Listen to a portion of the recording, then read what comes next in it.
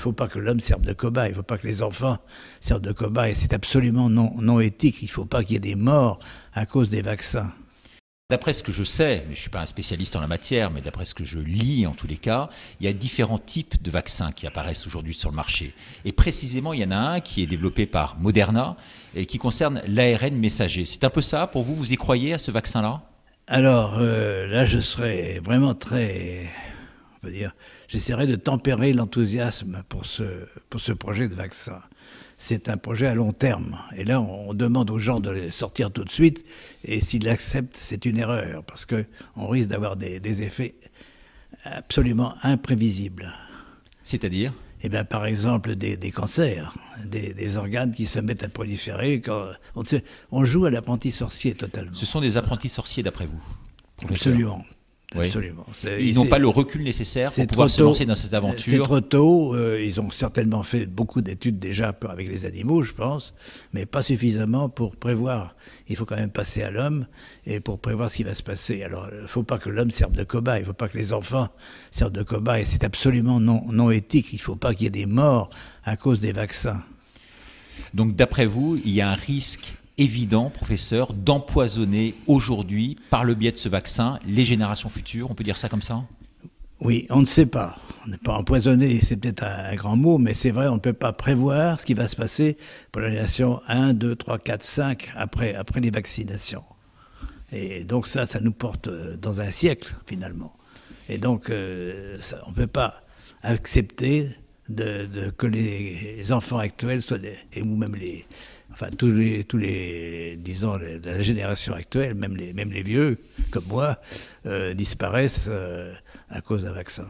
Alors, il y a beaucoup d'éléments dans ce que vous dites. Moi, je me souviens de cette phrase de Rabelais, qu'on rappelle souvent, science sans conscience n'est que ruine de l'âme, en quelque sorte. Vous pensez que ça manque singulièrement de conscience aujourd'hui? Oui, je suis inquiet parce qu'il y a une sorte de déviation intellectuelle des élites, par leur formation également. Les gens qui décident votre confinement, ce ne sont pas des médecins. Ce sont à l'Assemblée, il y a quand même quasiment un tiers de médecins à l'Assemblée. Donc, il y a un tiers de médecins, mais pas vraiment pour les maladies infectieuses, je ne crois pas. Et donc, il y a Mais qui vous soupçonnez, professeur, derrière tout ça? Une ignorance de la réalité des choses. Justement, vous savez, il y a une question qu'on se pose quand on est journaliste, c'est à qui profite le crime? Et d'après vous, qu'est-ce qu'il y a derrière tout ça? Dites-nous, parce que vous avez une idée. Bien sûr, on parle de gens très très puissants, si vous voulez. On peut être très puissant financièrement et tout ignorer de la biologie ou de la médecine et de l'évolution du monde. Mais il y a des gens qui se mêlent de ça. Par exemple, Bill Gates, n'est-ce pas, pour ne pas le citer, Bill Gates. Bill Gates est très riche et veut faire du bien. Et on lui a mis dans la tête que c'est de faire des vaccins pour protéger le monde entier, n'est-ce pas? Il faudra donc si on le suit, c'est une bêtise. Si on a un vaccin efficace contre le corona, il faut vacciner toute la population humaine, n'est-ce pas? Et mettre les gens au pas, empêcher qu'ils dévient de ce qu'on a fixé pour eux. Donc, d'après vous, c'est très clair, c'est Bill Gates qui a tout ça. Mais quand on dit ça à la télévision, on se fait passer pour un conspirationniste. Oui, par exemple, c'est Bill Gates, mais il n'est pas le seul. Mais enfin, c'est pour prendre son exemple, parce que je pense qu'il veut faire du bien, mais il le fait mal. C'est un philanthrope, mais ça le problème. À des fins qui ne sont pas forcément saines. D'après ce que vous dites, en gros, les grands scientifiques, les plus grands aujourd'hui, n'ont pas le droit au chapitre. En tout cas... ne me mettez pas dans cette classe. Moi, je suis si les prix Nobel ne le sont pas... sur la retraite, mais c'est vrai que j'essaye malgré tout, malgré le fait que je suis un peu hors académie, si vous voulez, j'essaye quand même de dire la vérité. Est-ce que vous avez peur, aujourd'hui, professeur, d'être interné pour les propos que vous tenez, comme le professeur Fourtillan, vous savez, qui aujourd'hui est dans un hôpital psychiatrique, qu'on a mis de force dans un hôpital psychiatrique. Oui, ça c'est inadmissible. C'est vraiment, on va très mauvais, très loin dans la mauvaise direction, là.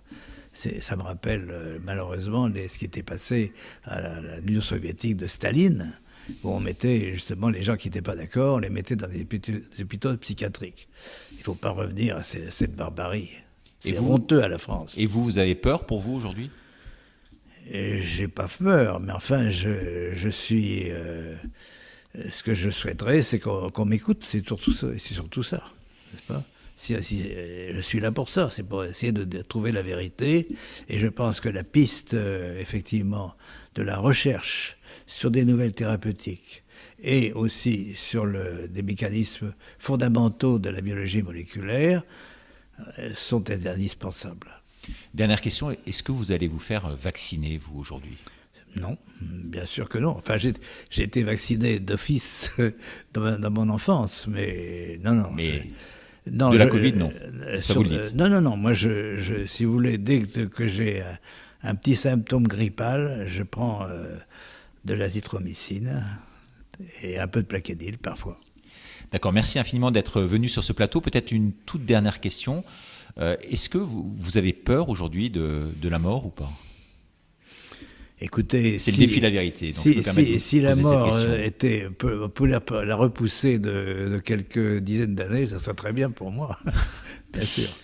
Merci beaucoup, professeur, d'être venu et de nous avoir livré donc cette interview exclusive sur François aujourd'hui. Merci beaucoup, professeur. Merci à vous.